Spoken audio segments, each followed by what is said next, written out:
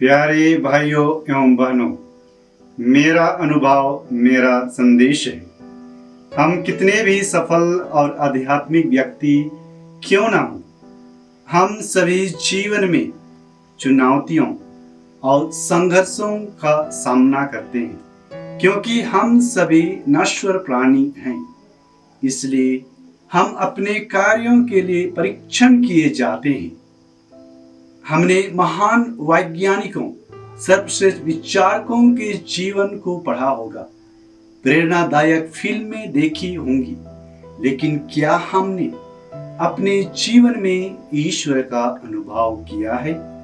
संत Jerome कहते हैं, Bible की अज्ञानता मसीह की अज्ञानता है।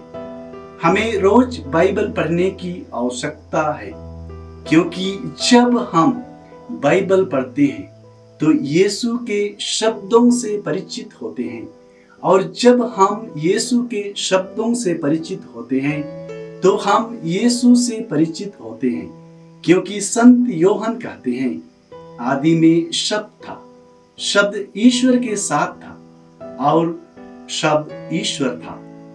आइए हम परमेश्वर के शब्द में विश्वास करें, क्योंकि वही शब्द हमें पवित्र करता है और एक नैतिक जीवन जीने का मार्ग दिखाता है।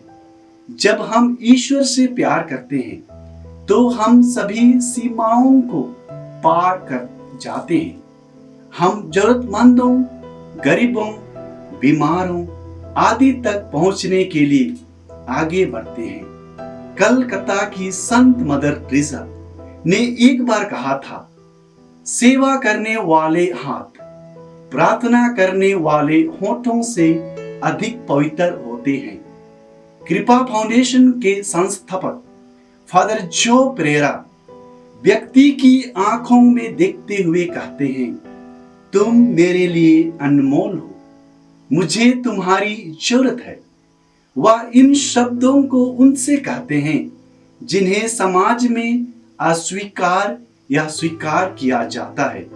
इसलिए जब कोई व्यक्ति अपने व्यवहार में विनम्र होता है तो वह विनम्रता का संदेश देता है, क्योंकि यीशु ने कहा है, मैं स्वभाव से नम्र और विनीत हूँ। जब हम क्षमा करते हैं तो हम क्षमा का संदेश देते हैं। जब हम एक दूसरे से प्रेम करते हैं तो हम प्रेम का संदेश बांटते हैं।